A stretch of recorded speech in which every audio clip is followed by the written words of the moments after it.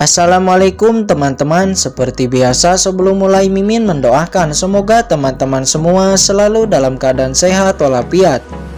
Oke, kali ini kita akan melanjutkan Martial Master versi novel bagian 356.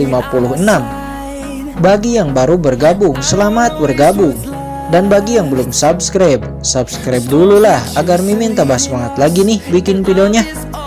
Oke, kalau sudah kita langsung masuk ke isi ceritanya.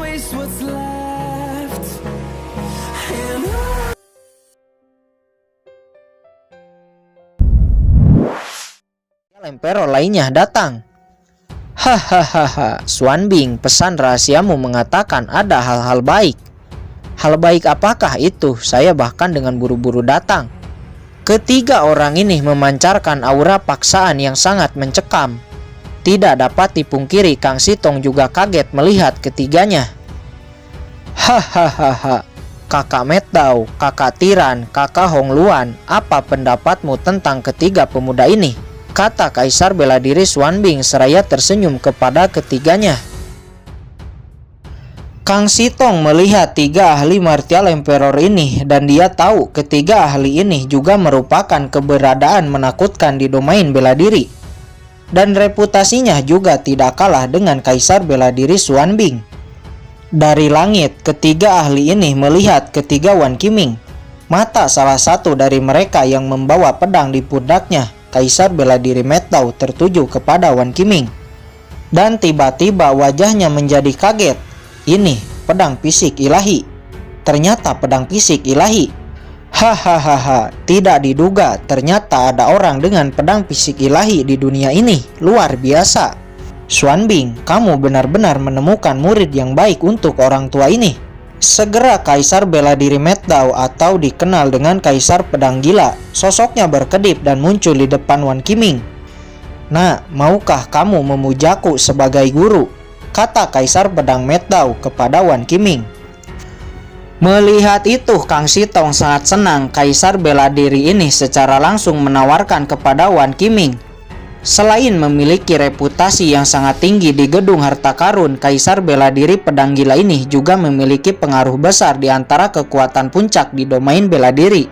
Dapat diangkat murid olehnya itu benar-benar sangat beruntung. Kemudian Wan Qiming memberi hormat seraya berkata, murid bersedia, akan tetapi murid telah memiliki guru pertama, tolong senior untuk mengerti. Mendengar ini, Kaisar bela diri Metdao berkata dengan dingin, siapa itu? Kang Sitong sangat menyayangkan ucapan Wan Qiming ini karena dia tahu Kaisar bela diri Pedang Gila memiliki karakter arogan dan angkuh, dia tidak mungkin menerimanya. Orang ini mengatakan bahwa dia adalah Kaisar Paragon Blade. Walaupun murid tidak pernah melihatnya, tapi murid benar-benar diajarkan olehnya. Bisa dibilang dia adalah guru pertama murid. Dan murid tidak berani untuk melupakannya, kata Wan Qiming. Orang ini adalah ahli dari zaman kuno yang memasuki tubuh Wan Qiming di alam rahasia iblis surgawi. Dia mengubah tubuh Wan Qiming menjadi pedang fisik ilahi dan mengajari Wan Qiming teknik pedang paragon. Karena itulah Wan Qiming percaya bahwa Kaisar Pedang Paragon Blade ini adalah guru pertamanya. Apa? Emperor Paragon Blade? Maksudmu Emperor Paragon Blade? Mendengar nama ini, Kaisar Pedang Gila benar-benar terkejut. Siapa Kaisar Pedang Paragon Blade ini? Ucap Kaisar bela diri lainnya, dia penasaran karena dia baru pertama kali melihat ekspresi Kaisar Pedang Gila sampai seperti itu. Kamu benar-benar mendapat warisan Pedang Paragon Blade. Kaisar Pedang Gila tahu Kaisar Pedang Paragon Blade orang ini adalah ahli di zaman kuno bela diri surgawi. Orang dengan ilmu pedang terkuat, bahkan hampir mencapai kekosongan bela diri dan hampir memasuki alam surga yang legendaris. Pada akhirnya Kaisar Pedang Gila menerima Wan Qiming sebagai muridnya. Pikirkanlah, bahkan Kaisar Pedang Paragon Blade mewariskan kekuatannya kepada Wan Qiming. Itu tandanya Kaisar Pedang Paragon Blade mengakui bakat bawaan pedang Wan Qiming. Jika dia tidak menerima Wan Qiming sebagai muridnya, itu adalah sebuah kebodohan, dan mungkin dia akan menyesalinya seumur hidupnya. Di sisi lain, Di Tianyi juga diangkat menjadi murid oleh Kaisar bela diri Tiran. Dan Qin Ying juga diangkat menjadi murid oleh Kaisar Bela Diri Hong Luan. Hahaha, baiklah semuanya, ayo masuk ke istanaku, kata Kaisar Bela Diri Xuan Bing. Setelah di dalam istana es, Kang Sitong memberitahukan masalah yang ia alami.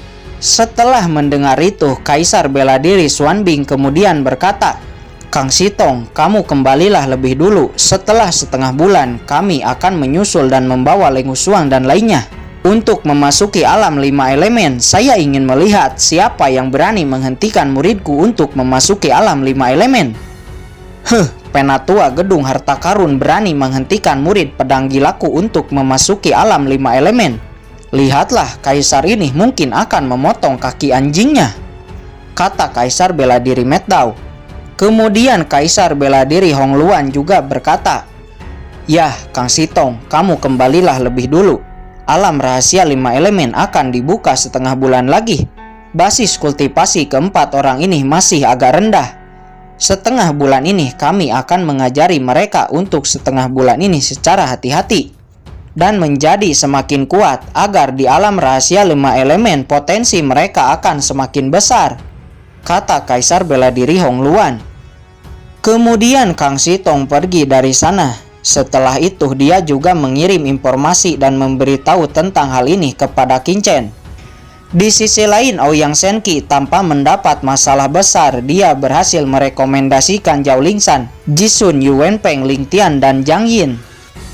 Xin berpindah kepada Qin Chen. Saat ini di istana, setelah mendapat berita ini, akhirnya Qin Chen menghela napas lega. Singkat cerita, 3 bulan kemudian akhirnya hari di mana alam Yu kuno akan dibuka telah datang. Semua orang di istana Papiliun Pil mulai bersiap-siap untuk berangkat termasuk Qin Chen. Dengan menaiki kapal perang, seluruh kelompok Papiliun Pil berangkat. Di kapal perang karena Qin Chen, Yan Katulistiwa, dan Yemo berasal dari Papiliun Pil yang lebih rendah. Mereka bertiga dikucilkan oleh jenius-jenius Papiliun Pil. Di sisi lain, walaupun Yemo dan Yan Katulistiwa sangat tidak senang dengan Qin Chen, namun karena mereka berasal dari wilayah yang sama, mereka berdua mau tidak mau hanya bisa mengikuti Qin Chen. Dan mereka pun duduk di kapal perang. Namun tiba-tiba 3 orang jenius Papiliun Pil yang dipimpin oleh seorang pemuda bernama Liang Guangao dari keluarga Liang. Dia menginginkan tempat duduk yang sedang diduduki oleh ketiga Qin Chen dan berkata, "Kalian bertiga pindahlah ke belakang, saya ingin duduk di sini," kata Liang Guangao. Yemo dan Yan Katulistiwa panik, namun tidak untuk Qin Chen. Dari mana anjing gila ini berasal? Menggonggong di sini, bukankah ini kapal perang Papiliun Pil? Mengapa anjing gila dibiarkan masuk? Apakah tidak ada penjaga di sini? Kata Qin Chen dengan nada suara acuh tak acuh. Mendengar ini, semua orang di kapal perang terkejut, menyebut seorang jenius Papiliun Pil sebagai anjing. Apakah anak ini sudah gila? Mendengar ini, Liang Guangao menjadi sangat marah. "Apa katamu?" kata Liang Guangao dengan dingin. "Anjing ini bukan hanya gila, tapi juga tuli rupanya," kata Qin Chen. "Kamu mencari kematian." Liang Guangao tidak tahan lagi menahan amarahnya dan langsung melayangkan serangan ke arah Qin Chen. Namun tiba-tiba, "Berhenti! Mengapa kalian berisik? Ini kapal perang Papiliun Pil," kata seorang pria. Pria ini bernama Master Situ. Dia memiliki reputasi yang cukup tinggi di Papiliun Pil. Usianya baru awal 40 tahunan, tapi kultivasinya sudah menyentuh martial sovereign tahap akhir. "Tuan Situ, anak ini mengambil tempat dudukku," kata Liang Guangao. "Tempat dudukmu? Saya tidak melihat namamu tertulis di kursi ini," kata Qin Chen. "Sudah berhenti, duduklah di kursimu masing-masing sebelum saya benar-benar marah. Kapal perang akan segera berangkat," kata Master Situ. Akhirnya kapal perang pun berangkat. Qin Chen duduk bersila menutup matanya dan berkultivasi. Di sisi lain, semua jenius Papiliun Pil memandang Qin Chen dengan sangat marah, terutama Liang Guangao dan Ling Yi. Anak ini dapat memasuki alam Yu kuno dengan selamat, tapi saya khawatir anak ini tidak akan bisa keluar dari alam Yu kuno dengan hidup-hidup, Kincen yang menutup matanya mengabaikan mereka. Namun Yemo dan Yan Katulistiwa yang berada di sisi Kincen tiba-tiba berkata, "Kincen, bisakah kamu tidak banyak memprovokasi orang? Kita sama-sama dari Papilun Pil bawah. Kami berdua juga akan terseret masalah karenamu." Kincen kemudian membuka matanya dan melirik Yemo dan Yan Katulistiwa. "Kalian berdua adalah jenius bergengsi dari benua barat dan Cina Selatan. Tapi mengapa setelah sampai di Wuyu kalian sangat merendahkan diri? Apakah kalian takut dengan jenius-jenius itu? Jika itu masalahnya, maka masa depan kalian akan seperti anjing yang direndahkan, mengemis, meminta belas kasihan, dan selalu diremehkan. Tapi jika kalian tidak ingin menjadi anjing, maka berdirilah seperti seorang pria, jangan lemah.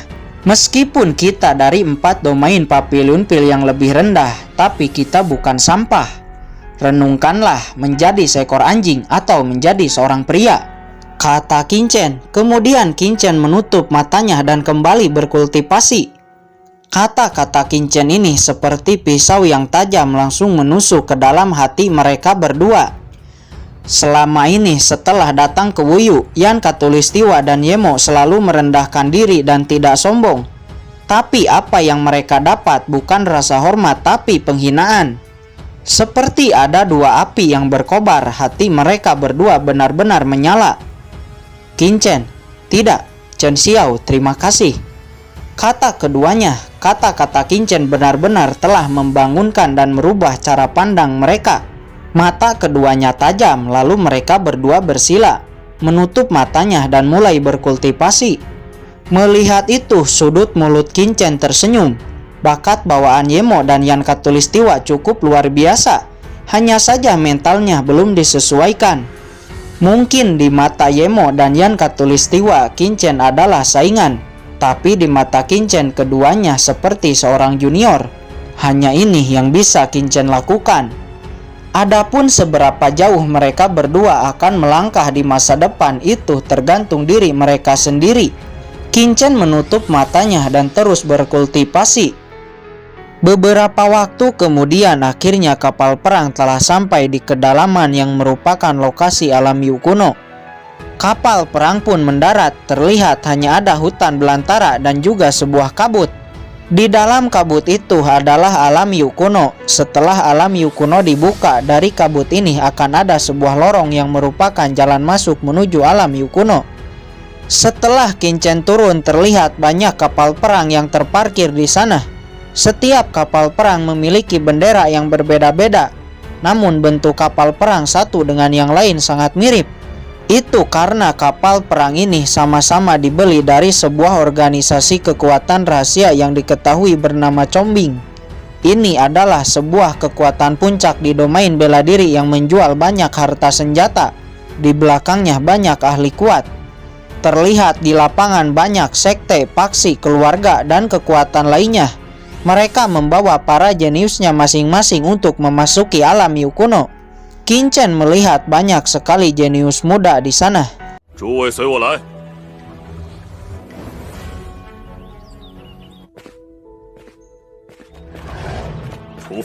Di saat Kincen dan kelompok orang lainnya turun dari kapal perang ini, menarik semua orang di lapangan untuk melihatnya. Karena Papilun Pil juga adalah salah satu pengaruh kekuatan besar, jelas menarik cukup banyak perhatian. Semua orang berbaris di lapangan menunggu pembukaan alam Yu kuno. Sesaat Liang Guang'ao menghampiri Ling Yi. Dia menawarkan kerjasama untuk membunuh Kincen di dalam alam Yu kuno. Dan Ling Yi pun yang memang memiliki dendam kepada Kincen langsung menyetujuinya.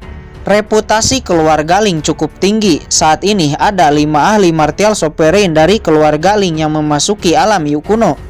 Ouyang Nana yang tidak sengaja mendengar ini, dia secara diam-diam mengirimkan transmisi suara kepada Kincen. "Nah, walaupun aku tidak tahu mengapa paman kedua sangat menghargaimu, tapi saya ingatkan di alam Yu kuno, berhati-hatilah, banyak orang yang menargetkanmu. Jangan harap aku tidak akan menuruti perintah paman kedua untuk menjagamu." Mendengar ini, Kincen terkejut dan tidak menyangka Ouyang Nana akan memperingatkannya. Apakah langit telah berbalik? Kemudian Kincen berkata, "Hahaha, Jangan khawatir, aku tidak akan meminta perlindunganmu. Ngomong-ngomong, mengapa kamu mengkhawatirkanku? Jangan bilang kamu jatuh cinta kepadaku. Bocah sialan, mati untukku, kata Oyang Nana. Dia sangat marah dan hampir muntah darah. Sesaat kemudian sebuah kapal perang yang sangat besar datang ke lapangan. Ini kapal perang tingkat artepak kaisar. Ini jelas kedatangan pengaruh kekuatan tertinggi. Kerumunan dikejutkan dengan kedatangan kapal perang ini. Kapal perang ada beberapa jenis tingkatan, yaitu tingkat Sovereign, tingkat Daiphin, tingkat Emperor Artepak. Dan sekarang kapal perang tingkat artepak kaisar muncul. Ini jelas mewakili pengaruh kekuatan tertinggi. Hanya kekuatan besar yang dapat membeli kapal perang tingkat artepak kaisar ini. Ini sekte iblis fantasi. Ternyata sekte iblis fantasi. Ini jelas alam Yu kuno akan dibuka dan sekte iblis fantasi juga akan berpartisipasi, kata Penatuagu. 也就是说，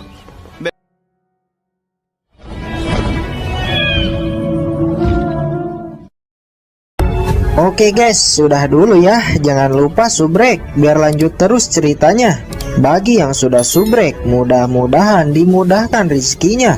Mimin undur diri. See you next and goodbye.